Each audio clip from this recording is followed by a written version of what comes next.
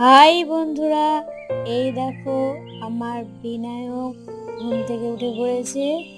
আর তার জন্য বাবা আজকে হরলিক্স বানিয়ে এনেছে। শুধু কি ওর জন্য তা নয়, আমার জন্যও এনেছে। তো উঠতে দেরি হয়ে গেছিল। তো এই যে আমার খাওয়া কমপ্লিট, বাবা খাচ্ছে। আর ছেলে আর বাবা কম্পিটিশন চলছে যে কে আগে খাবে। তো এইভাবে লুকিয়ে ভাগিয়ে ওকে হরলিক্স খাইয়ে দিলাম।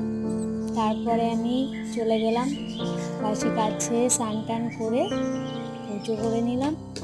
পুজো করার পর একটু প্রসাদ মুখে দিয়ে চলে গেলাম রান্নাঘরে। তো বুঝতেই পারছো, এই যে ছেলেকে কার্টুন চালিয়ে দিয়েছি, বসে শুয়ে দেখছি। তো আজকে রান্না হয়েছে কি চলো দেখাই। রান্না কমপ্লিট।